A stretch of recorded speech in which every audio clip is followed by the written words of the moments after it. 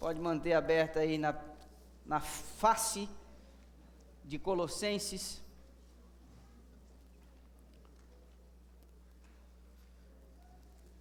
Alguns de vocês podem ter estranhado aí o título do sermão de hoje, parecia ser um erro de grafia. Para não correr o risco de você achar que fosse um erro de grafia, nós colocamos em destaque a letra trocada. Essa não é uma ideia minha, não é uma ideia original, mas no século XIX, um homem chamado Charles Spurgeon, conhecido como o príncipe dos pregadores, um homem de uma fé extraordinária, ele pregou um sermão com este título e insistia com seu rebanho, com seus ouvintes, que nós deveríamos não apenas dar graças a Deus uma vez por ano, mas a gente deveria ter um estilo de vida de gratidão, sendo agradecidos o tempo todo. Nós vamos tentar, de alguma forma hoje, compreender um pouquinho como poderia ser isso. Bom, tendo encontrado o texto, eu vou pedir para você mais uma vez se inclinar a sua cabeça. Nós vamos pedir a ajuda de Deus uma vez mais. Amantíssimo Deus e Pai Celestial, que honra, que privilégio nosso estarmos diante da Tua face santa nessa manhã. Termos cantado de como nosso coração está agradecido, termos ouvido aqui um testemunho belíssimo de uma vida que foi preservada da Dona Elinete. Te agradecemos porque temos amigos conosco que atenderam o convite e passarão o dia com a gente, vão almoçar com a gente. Te agradecemos porque algumas pessoas aqui que moram próximas desse edifício também hoje pela manhã tiveram a oportunidade de receber em sua porta anjos do Senhor. Pode ser que eles não tenham percebido a presença destes seres santos, mas eles estiveram lá porque acompanharam as pessoas que foram em nome do Senhor lhes demonstrar afeto e lhes levar um presente. Eu gostaria de interceder por cada uma das casas que foram abordadas, mesmo aquelas que as portas não se abriram. O Senhor ama os habitantes de cada um desses lares, o Senhor ama o pai de família, as crianças que ali habitam. O Senhor também conhece cada um dos seus dramas, cada um dos seus medos, e neste momento nós queremos interceder por toda a nossa vizinhança, para que o Senhor a abençoe, que eles possam reconhecer o Senhor em seus caminhos e de alguma maneira nós estamos aqui para servi-los, se for do teu agrado, se estivermos prontos e se essas pessoas estiverem com o coração aberto, que as nossas histórias se cruzem, que a gente possa de alguma maneira servi-los. Agora, ao abrirmos a tua palavra, pedimos a tua bênção, pedimos que o Espírito do Senhor cumpra as suas mais ricas e necessárias promessas, falando ao nosso coração, encontrando em nosso coração um solo fértil para a germinação da tua palavra. Essas são as bênçãos que nós te pedimos, Pai, já agradecidos no doce nome de Jesus Cristo, nosso Senhor. Amém. Queria apresentar para você algumas figuras. Pode ser que você já tenha visto o rosto delas por aí, ou quem sabe você conhece alguns dos seus feitos, mas quem sabe você não conhecia o semblante dessas pessoas. Marquinhos, está no jeito aí? Tá, né? O primeiro deles é esse camarada aqui, ó. Passa no manual aí. Eu que passei? Então tá bom. Esse camarada aqui, alguém reconhece? Esse senhor com um sorriso simpático, seu sobrenome é Walton, Mr. Walton. Ele é o dono da maior rede varejista do mundo, com 12.000 lojas espalhadas pelo globo. Você deve ter uma loja dessa dele perto da sua casa. Sempre tem uma loja dessa dele perto da sua casa. Ele é o dono do Walmart. Primeira loja que o Mr. Walton abriu foi em 1945. E a sua fortuna hoje está estimada em 151 bilhões de dólares. Não é? Para falar a verdade, esse senhor aí, ele é neto do fundador que teve a primeira loja. É hoje ele que coordena, é o CEO. Você sabe que há um dito popular que fala que a primeira geração constrói, a segunda mantém e a terceira destrói. Não é o caso da família Walton, que controla a rede Walmart, porque esse camarada já está na terceira geração desde que essa rede foi criada. Como eu disse, sua fortuna é estimada em um pouco mais de 150 bilhões de dólares. A segunda figura que eu queria que você conhecesse é esse outro senhor aqui. Esse é muito discreto, esse é o Mr. Koch, e ele é dono da Koch Industries, a segunda maior empresa de capital fechado dos Estados Unidos. O que isso quer dizer? Esse camarada, ele tem um patrimônio e ele não abriu capital, ele não abriu ações para serem comercializadas na bolsa. Ele não dependeu de capital, de investimento externo para ele poder investir e empreender nos seus negócios. Tudo que ele tem não tem participação alguma de nenhum outro acionista. Ele atua principalmente no refino de petróleo.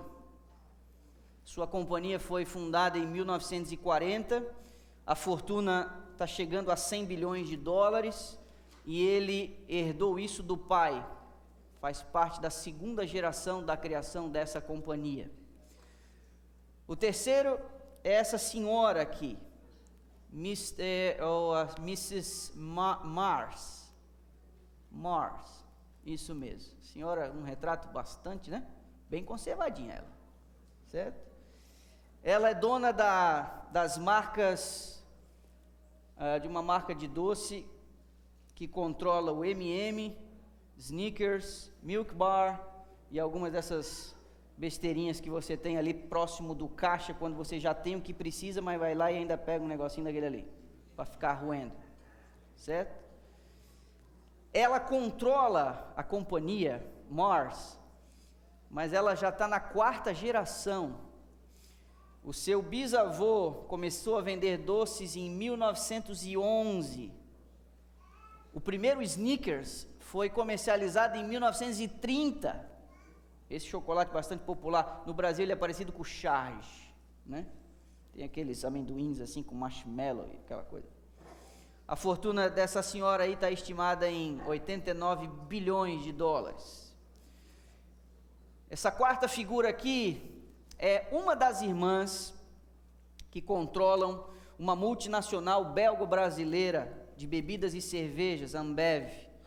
Eles formam um conglomerado, 3 famílias, Van Damme, Spolberg e Mevius. Os negócios dessas 3 famílias remontam ao século XIV, e ela compõe a 5ª geração aí, já de uma fortuna passando de pai para filho. Essa fortuna é estimada em 54 bilhões de dólares, de acordo com a Forbes. E esse último aqui, esse camarada, o sobrenome dele é Dumas. Está na 6ª geração do controle de uma companhia europeia chamada Hermes. Eles comercializam itens de luxo, bota, sela de cavalo, chapéu e um monte de coisa que a gente aqui, meros mortais, costumamos não usar muito no dia a dia, tá bom? O seu tataravô começou a servir a nobreza no século XIX, a fortuna dele é estimada aí em quase 50 bilhões de dólares. E aí, quando eu mostro esses 5 personagens, você deve estar se perguntando, tá, pastor, mas por que aí não está o dono da Amazon, o dono do Google, da Facebook, que são mais ricos, o Elon Musk, que é dono da Tesla e tal? Porque esses 5 personagens aí, eles têm um elemento em comum que estes outros que eu não coloquei na tela não têm. Nenhum deles foi o fundador da companhia, eles herdaram isso. Aqui, 2ª geração, 4ª geração, 6ª geração, 3ª geração. eles herdaram, nenhum deles fundou esses negócios que eles lideram, que eles tocam, nenhum deles. Então, por isso, estes outros mais conhecidos não estão aí, porque estes sim fundaram, são fortunas recentes, de bolhas recentes, não é? Essas famílias, elas foram bastante eficientes no que diz respeito a passar a herança, o controle dos negócios e a manutenção da fortuna para os seus descendentes. Eles têm sido bastante eficientes nisso. E enquanto algumas dessas famílias se esforçam para manter o clã, para manter a tradição, outras famílias têm uma postura completamente diferente. E eu queria que você conhecesse algumas dessas pessoas. Eles são pessoas ricas, mas que decidiram não deixar a fortuna para os seus herdeiros, conscientemente. Primeiro é esse camarada aqui. O pessoal que gosta de basquete conhece, né? Esse aqui é o Shaquille O'Neal. Ele foi um grande jogador, jogou na Flórida, jogou na Califórnia, um ex-jogador da Liga Nacional Americana de Basquete. A fortuna dele está estimada em 400 milhões de dólares. Em julho agora, faz 4 meses atrás, durante um evento de um podcast aqui nos Estados Unidos, o Chuck, ele disse que tem uma coisa que ele costuma dizer dentro de casa, quando a família está reunida em torno da mesa. Ele olha para os filhos e diz o seguinte, nós não somos ricos, eu sou rico. Ele diz isso para os filhos. E ele prometeu que não vai entregar nada aos seus filhos da sua fortuna. Ele vai pagar os estudos até a conclusão da faculdade, da universidade, e depois que os filhos se formarem, ele quer que um filho seja farmacêutico, que um seja médico, advogado ou qualquer coisa. E se algum deles tiver algum projeto especial, vai ter que apresentar para ele e convencer de ele investir nesse projeto. Mas deixar a fortuna de herança, ele já falou que não vai. Tem gente aí já revoltada. Vai piorar, tá? Tem um segundo aqui, esse velhinho, ele já está falecido, mas eu passei a ser fã dele. O nome dele é Andrew Carnegie. Esse camarada ficou multimilionário no ramo do minério e do aço. Quando ele vendeu a companhia dele no início do século 20, 1900 e Guaraná com rolha, ali bem no iniciozinho ali, ele obteve à época, por ter vendido sua companhia, a quantia gigantesca de 480 milhões de dólares, no início do século 20, você tem noção que isso representa muito mais dinheiro, hoje já é uma fortuna, no início do século 20 isso era um mundo de dinheiro. Tinha só uma filha, Margaret, ele deixou para ela um pequeno fundo, segundo o biógrafo que escreveu um livro sobre ele, o suficiente para ela e o restante da família viverem confortavelmente. A fortuna desse camarada, do Carnegie, foi usada em sua maioria para financiar a construção de bibliotecas, institutos educacionais e fundos e fundações nos Estados Unidos e na Europa.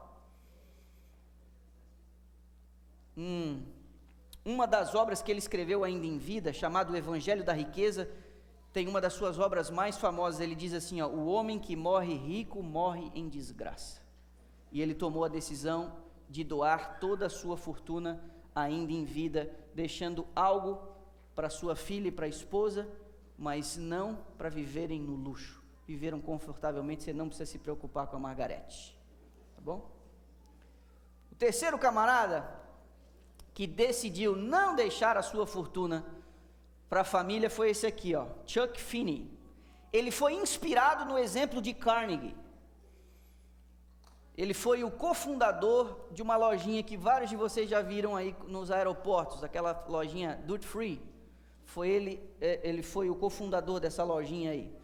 Em 2020, agora, ano passado, ele estava com 89 anos, ainda vivo, ele já havia doado para a filantropia 8 bilhões de dólares. Ele decidiu ter uma vida normal, sem casas ou carro de luxo. Em 2012, quando ele deu uma entrevista a Forbes, ele disse que tinha reservado para a mulher 2 milhões de dólares para um fundo para ela viver. Eu quero que você entenda, ele deixou 2 milhões de dólares para a esposa, mas ele havia doado 8 bilhões de dólares. Doado. E aí, nessa entrevista, ele disse assim, vejo poucos motivos para adiar a doação, quando tanto bem pode ser alcançado ao apoiar causas valiosas. Além disso, é muito mais divertido doar enquanto você está vivo do que quando você está morto. Vendo, o resultado das suas doações e onde isso ia ser colocado. Última figura é esse camarada aqui, Kevin O'Leary. Alguns de vocês devem ter visto o rostinho dele em algum lugar aí. Ele é um empreendedor, fez fortuna no desenvolvimento de softwares de informática. Ele se tornou uma celebridade porque ele apareceu num programa de televisão aí, Shark Tank. Alguns de vocês podem ser que tenham visto. E ele tem umas frases bastante incisivas. Ele diz assim, você amaldiçoa uma criança quando elimina dela todo o risco da vida dela.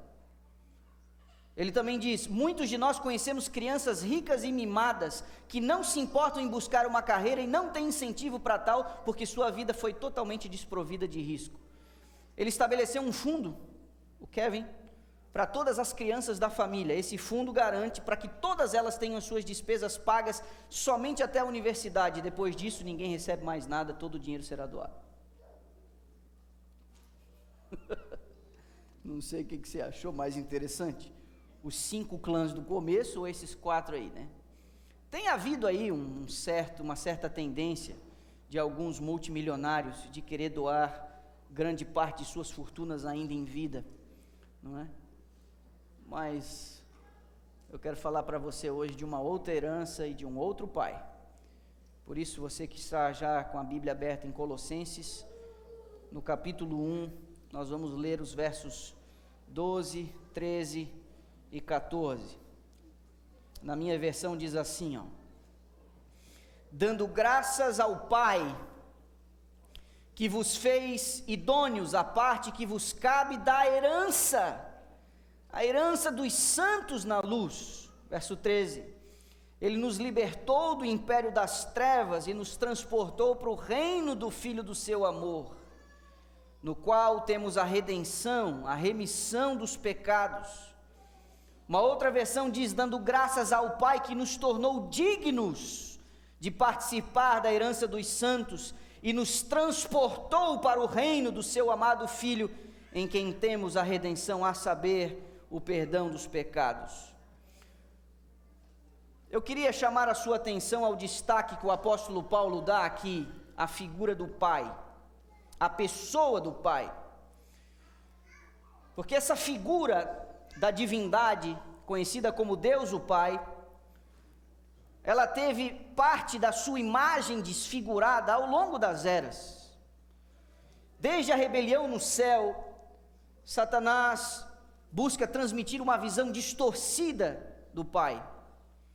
Um dos paradigmas, quem sabe, mais conhecidos em relação a uma visão inadequada, distorcida, difusa da imagem de Deus o Pai, é essa distinção que alguns insistem em fazer entre o Deus do Antigo e o Deus do Novo Testamento, como se eles fossem distintos, como se um viesse corrigir a intransigência do outro, como se o do Antigo Testamento fosse pintado como uma espécie de um velhinho com uma barba branca até o peito, um cajado na mão, sentado num alto e sublime trono, com um olhar altaneiro por cima, indiferente, uma espécie de policial cósmico, olhando os deslizes, os vacilos e os erros das pessoas e aplicando multas lá de cima como pequenos castigos. Vê se agora você se ajeita. Alguns têm essa imagem de Deus, foi uma imagem construída ao longo dos séculos. Alguns imaginam esse Deus tão indiferente, que acabam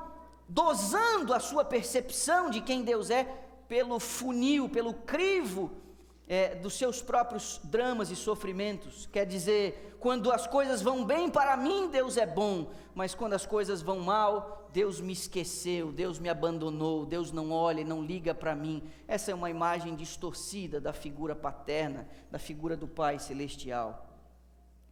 No desempenho das suas diferentes funções, na divindade, a gente corre o risco de achar que tem diferenças na natureza e no caráter, mas não há diferença essencial entre Deus o Pai e Jesus Cristo. Quem sabe o pedido de Filipe, registrado em João capítulo 14, nesse episódio, quem sabe possa nos ajudar um pouquinho a compreender que não há distinção entre o Pai e o Filho. E quando o apóstolo Paulo chama a atenção à figura do Pai, vamos dar graças a Deus, e essa é uma semana de Thanksgiving, quando ele diz vamos dar graças a Deus, quem sabe a pergunta de Filipe nos ajuda a ter uma visão um pouco mais adequada de Deus o Pai. No capítulo 14, no verso 6, Filipe diz, no verso 8, Filipe diz assim: Senhor, mostra-nos o Pai. Você deve lembrar nesse episódio, ali depois da promessa feita, eu vou, mas voltarei, e ele diz, eu vou para o Pai, mostra-nos o Pai, e isso nos basta, não é? Filipe faz o pedido, e no verso 9, quase que em um tom triste, Jesus responde para ele: Filipe, há tanto tempo eu estou convosco, e não tendes me conhecido, quem me vê a mim, você lembra de cabeça? Vê o Pai. E aí Jesus complementa: como que você diz, mostra-nos o Pai? Quando o apóstolo Paulo diz, deem graças ao Pai, é porque ele tem uma visão correta. O Pai é uma figura que encarna toda a bondade e todo o amor. Eu gostaria que você compreendesse que Cristo provocou reações muito antipáticas quando ele se apresentou como Filho de Deus. E houve um momento, inclusive, que ele quase foi apedrejado quando ele disse: eu sou o Filho de Deus. E isso foi interpretado pela audiência como ele se fazendo igual a Deus, porque na cultura oriental, na mentalidade bíblica, quando você diz que você é filho de alguém, você está dizendo que você é igual a esse alguém. E quando Jesus atribui a si o título de Filho de Deus, ele está se fazendo igual a Deus. No verso 16 do capítulo 3 de João, você tem um daqueles textos que a gente aprende a decorar muito cedo. Alguns consideram como o verso áureo da Bíblia, o verso mais importante da Bíblia, porque Deus amou o mundo de tal maneira que deu o seu Filho, para que todo aquele que nele crê não pereça, mas tenha vida eterna. O apóstolo Paulo está dizendo: deem graças a Deus o Pai. Nós temos razões suficientes para dar graças ao Senhor no dia de hoje. Paulo instrui a igreja e ele insiste com a igreja para que dê graças a Deus. Numa outra carta à igreja em Roma, no capítulo 5, verso 8, o apóstolo diz: mas Deus prova o seu próprio amor para conosco pelo fato de ter Cristo morrido por nós, sendo nós ainda pecadores. Que texto extraordinário! Na manhã deste sábado eu queria chamar a sua atenção à figura de Deus o Pai, este ser magnífico e perfeito, esse ser majestoso que merece toda a nossa gratidão. Deem graças ao Pai. E a primeira razão pela qual nós devemos dar graças a Deus é o seu amor demonstrado na figura de Jesus Cristo. Quem me vê a mim, vê ao Pai. Você quer saber como Deus o Pai lida com o pecador? Observe a ternura de Jesus quando ergue aquela mulher despida e envergonhada numa rua qualquer ali em Jerusalém. Você quer saber como Deus o Pai lida com as impurezas do nosso pecado? Perceba como Jesus, ao tocar no leproso, diz: eu quero que você fique limpo. Se você quer entender como Deus tem o desejo de que você tenha discernimento, entenda, enxergue as coisas, observe Jesus dizendo ao Bartimeu: recupera a tua visão. Se você quer compreender a figura do Pai, você não tem uma outra lente para compreendê-lo melhor a não ser através da figura de Jesus Cristo, a imagem perfeita de Deus. Extraordinário Jesus. Mas o texto de Colossenses diz que nós devemos dar graças a Deus porque Ele nos fez participantes da herança. E a minha pergunta para você: você acha que Deus se inclina para qual dos perfis da introdução que nós fizemos aqui? Você acha que Deus se inclina para o tipo de pai que quer que sua fortuna seja passada de geração em geração, ou um pai que se nega dizendo: agora você tem que fazer por si mesmo, eu não vou te deixar nada? Quem você acha que Deus parece mais? Somente os filhos participam da herança, e Paulo está dizendo que nós devemos dar graças a Deus porque Ele nos fez herdeiros. Paulo está dizendo que nós somos filhos porque somente os filhos têm direito legítimo a herdar a posse dos seus pais. Romanos capítulo 8 e o verso 17, na primeira parte, o apóstolo Paulo diz assim: ora, se somos filhos, somos também herdeiros. Essa é a mensagem bíblica. Se você é filho, você é herdeiro. Se você é filho, o seu nome consta no testamento. Se você é filho, você vai usufruir da partilha dos bens. E eu vou dizer a você, nosso Pai Celestial, Ele não tem falta de nenhum recurso. Ele esbanja com toda a sua riqueza, com toda a sua glória, e Ele nos fará participantes destas riquezas extraordinárias. Você diz amém, meu irmão? Nós vimos alguns exemplos de pessoas que administraram adequadamente a sua herança, outros que decidiram não deixar suas fortunas para os seus filhos. No caso do nosso Pai Celestial, a sua herança é destinada a todos.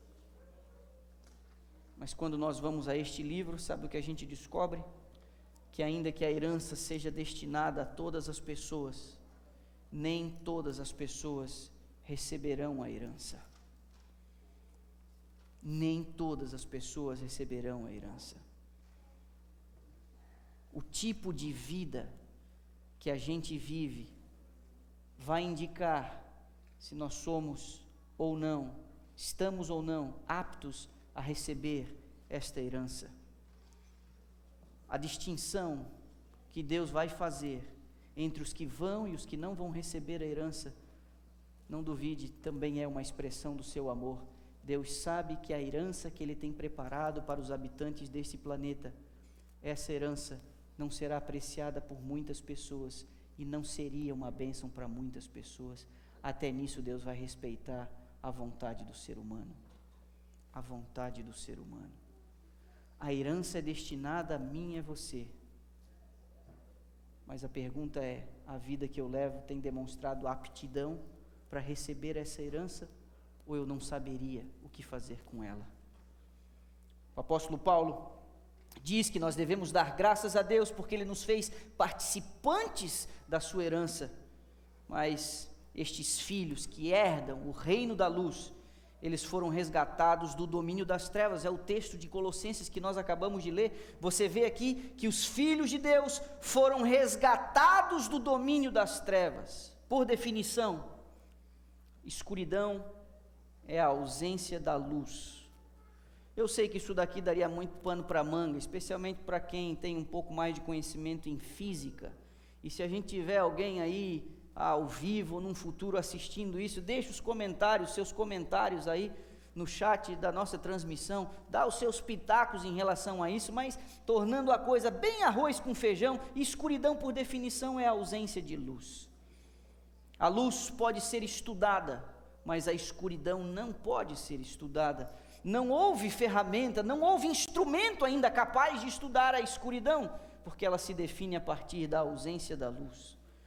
O prisma de Nichols, ele serviu para decompor a luz branca nas várias cores que a compõem com suas diferentes longitudes de ondas. Você consegue ver isso muito bem no arco-íris, através de um fenômeno natural, mas a escuridão você não consegue examiná-la, você não consegue estudá-la. Um simples raio de luz atravessa as trevas, iluminando a superfície até onde termina esse raio de luz. A sua barreira é onde que você consegue perceber essa capacidade da luz. Como é que se sabe quão escuro está um espaço determinado? Com base na quantidade de luz presente nesse espaço.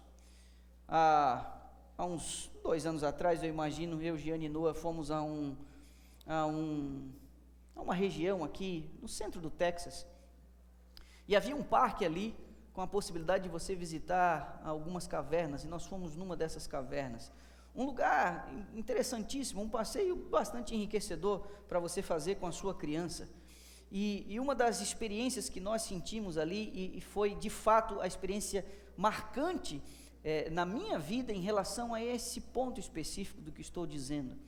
Em algum momento, você vai adentrando para essa caverna e você tem ali os estalactites, aquela que vem que forma de cima, o que forma de baixo com aquela gotinha que vai, e são assim, são períodos longos para a formação dessas coisas, e tudo ali muito preservado, uma escadaria foi construída, luzes, na medida em que você vai descendo com guia, eles vão explicando, e toda essa formação, na medida em que você vai descendo, você sente a temperatura mudar, o ar mudar, você sente no seu corpo uma alteração, e a tentativa do seu corpo de se adaptar àquele novo ambiente, na medida em que você vai descendo e adentrando na caverna. Mas há um momento, e para mim foi um dos momentos incríveis, porque no mais íntimo recinto daquela caverna, até onde podíamos ir, havia ali toda uma instalação elétrica. O guia pede que a gente se assente ali, eles colocaram algumas coisas, e as pessoas, eu imagino que eu estava num grupo ali de mais ou menos umas 8 ou 10 pessoas, não mais do que isso. Ele diz: eu vou desligar a luz por alguns instantes, para que vocês possam experimentar a escuridão, e possam ouvir algumas coisas também. E quando ele vai no interruptor e apaga a luz, foi a escuridão mais densa que eu já experimentei. Uma escuridão tão densa, por não haver absolutamente incidência alguma de luz, que você não conseguia perceber um vulto, e eu fazia assim na frente do meu nariz com o meu dedo, para ver se de alguma modo, não havia escuridão total. E a escuridão se define por uma completa ausência de luz. O apóstolo Paulo está dizendo: deem graças a Deus o Pai, porque Ele os tornou filhos, dignos de receberem a herança, mas Ele tirou vocês do domínio das trevas, e o colocou vocês como filhos da luz, para serem filhos do reino da luz. Experiência incrível, extraordinária. Eu queria que você fosse até o livro de Isaías, no capítulo 60, ali você vê a expressão de um desejo de Deus para os seus filhos, e esse texto, ele demonstra um desejo, um ideal para mim e para você. Isaías capítulo 60, os 3 primeiros versos, na minha versão nós lemos assim: dispõe-te, resplandece, porque vem a tua luz, e a glória do Senhor nasce sobre ti. Porque eis que as trevas cobrem a terra, e a escuridão os povos, mas sobre ti aparece resplendente o Senhor, e a sua glória se vê sobre ti. As nações se encaminham para a tua luz, e os reis para o resplendor que te nasceu. Que texto incrível! Sem a presença e a intervenção de Deus, o nosso planeta e os seus habitantes estaria completamente à deriva, completamente à mercê do domínio das trevas. Nessa semana de Thanksgiving, quando a gente tem a oportunidade de desenvolver um espírito mais agradecido, nas nossas relações familiares, nós vamos nos sentar à mesa, nós vamos partilhar de uma refeição, nós vamos trocar experiências, memórias. Alguns de nós, quem sabe, até ter que administrar um pouco da saudade de pessoas que já não temos mais conosco. Nessa semana, meu dever como pastor deste rebanho é levar você, incentivar você a responder ao pedido e ao apelo do apóstolo Paulo: deem graças a Deus. Deem graças a Deus porque Ele tornou você digno de receber a herança, Ele fez você um filho. Deem graças a Deus porque Ele resgatou você do domínio das trevas. Nós estaríamos completamente perdidos, entregue às trevas, não fosse o resgate feito em nosso favor. Temos que dar graças a Deus. E o apóstolo Paulo está chamando a atenção à figura de Deus, o Pai. Uma figura normalmente ignorada, esquecida e até mal apreciada por uma visão distorcida que nós assimilamos, que deve ser corrigida pelas lentes da própria Escritura. Paulo diz que no amado Filho, é o que você vê no texto, no amado Filho nós temos a redenção. Quando o Filho perfeito e amado, quando Ele se fez um de nós, nos trouxe a redenção, que é o perdão dos pecados. Ou seja, minha querida igreja, nessa manhã de sábado, eu termino com as palavras de Tito, no capítulo 3 e o verso 7, quando ele diz: a fim de que, justificados por graça, nos tornemos seus herdeiros, segundo a esperança da vida eterna. A justificação que nos foi oferecida nos tornou herdeiros. Nós somos herdeiros porque somos filhos, e fomos feitos filhos porque o nosso irmão, Jesus Cristo, nós chamamos Ele de irmão porque Ele se fez um de nós. Ele nos deu a redenção, que foi o perdão dos nossos pecados. Essa é a maior razão pelas quais nós deveríamos nos colocar de joelhos na manhã deste sábado para agradecer a Deus.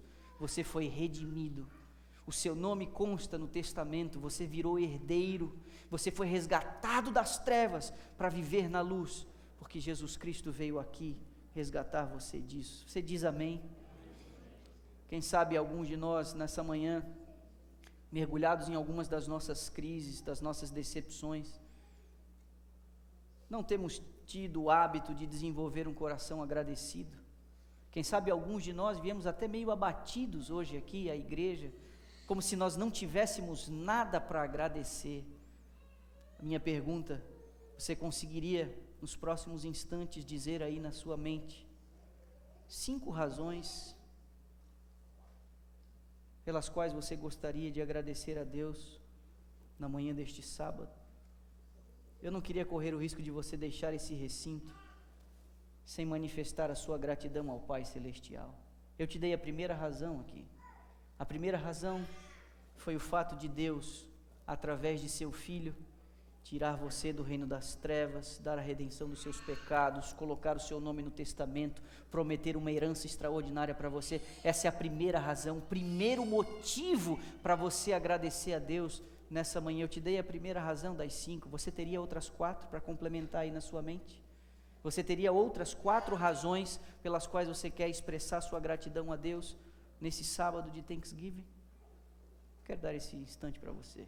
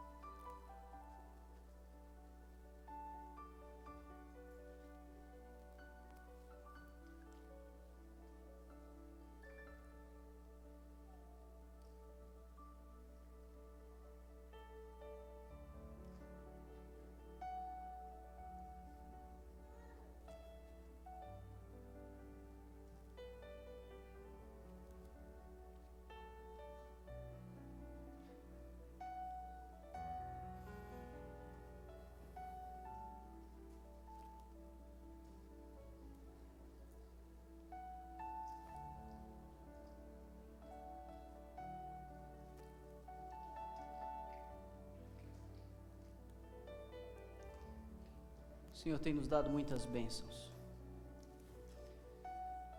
Às vezes nós nos concentramos demais nas coisas materiais. Ficamos muito agradecidos com a promoção, o salário mais alto, a conquista de uma casa, a compra do carro dos sonhos. Às vezes a gente associa muito as bênçãos de Deus a essas questões materiais. Isso é muito pouco, viu, gente? Isso é muito pouco. Nosso maior problema foi resolvido na cruz. Nossa maior necessidade foi resolvida na pessoa do Espírito. Os outros elementos dos quais dependem a nossa felicidade, a nossa utilidade, estão nas coisas mais simples. Não se distraia tanto com os teus projetos que você acabe ignorando as grandes e verdadeiras bênçãos que Deus tem para mim e para você. Família, filhos, pais, amigos, igreja. Simples. São coisas mais simples. São coisas mais simples. Desenvolver um coração agradecido é nosso dever. A ingratidão é uma coisa muito feia. A ingratidão é uma coisa muito feia. Espero que ao você deixar esse recinto, você tenha falado ao Senhor e reconhecido as bênçãos que Ele tem conferido à sua vida. A maior de todas elas, Jesus Cristo, o nosso Senhor, que nos fez herdeiro, que nos redimiu do pecado e que nos tirou do domínio das trevas para o reino da luz. Que eu e você possamos resplandecer e que a glória do Senhor possa resplandecer em nossa face. É o meu desejo, é a minha oração para mim e para você nessa manhã, em nome de Jesus. Amém. Depois de a gente cantar o hino da oração, vou dar algumas orientações de como nós vamos proceder lá dentro.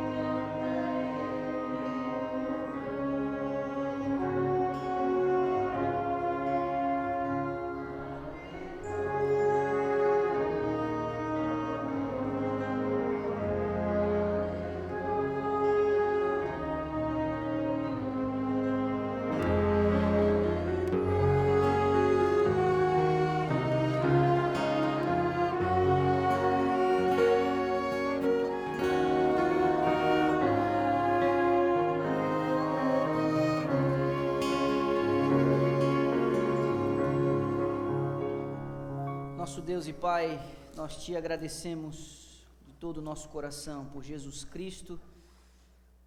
Na pessoa dele, o Senhor derramou o céu inteiro em resgate de nossa alma. Obrigado porque o Senhor não nos deixou na escuridão e nos prometeu a herança bendita das mansões celestiais. Aguardamos com ansiedade o cumprimento desta promessa. Outros muitos descansaram na expectativa de morarem nesta pátria e aguardam em descanso este momento triunfal.